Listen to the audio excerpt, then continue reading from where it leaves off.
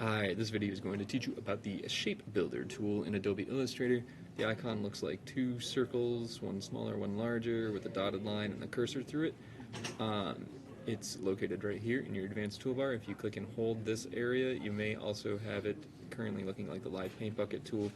They live in the same little toolbox, so you may have to click and hold in order to get to it. But there it is. That's it. In order to use this tool and the purpose of this tool, is to combine shapes into a more organic shape. So combine geometric or any organic shape that you've made into more organic shapes, or just one singular shape. So in order to do that, you need to have shapes selected and you need to have shapes overlapped.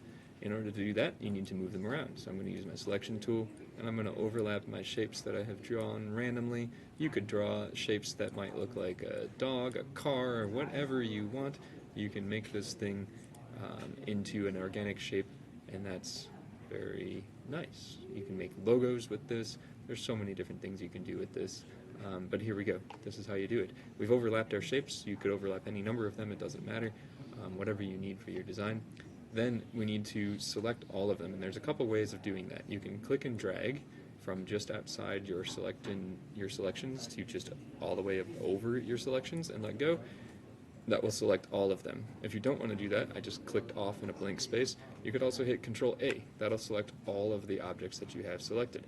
If you wanted to select only a number of them, then that's how clicking and dragging is a good way of doing it. Another way you can select multiple objects as well is by clicking an object and then holding Shift and clicking other objects. That's another way to do this. All of these ways end up in the same result of everything selected, or if you only want some things selected, some things selected.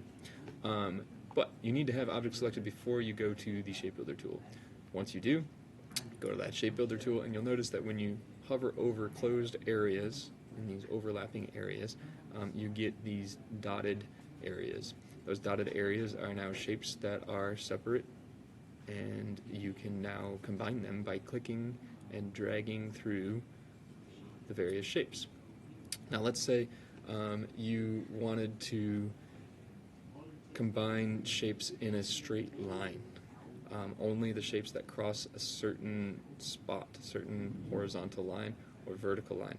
If you start to click and drag and then hold Shift, you'll actually end up, instead of with that random line that follows your cursor, you'll end up with this box. And that box will allow you to select items in a straight line, either up and down. There's nothing really for me to select up right now, but you could go up and down or left to right perfectly.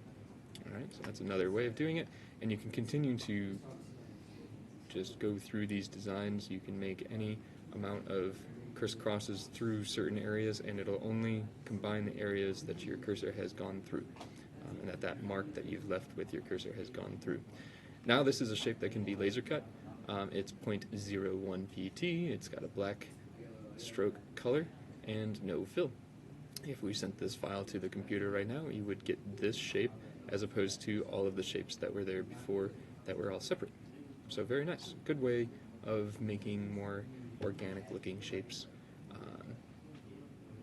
Very cool. That's it. That's the Shape Builder tool.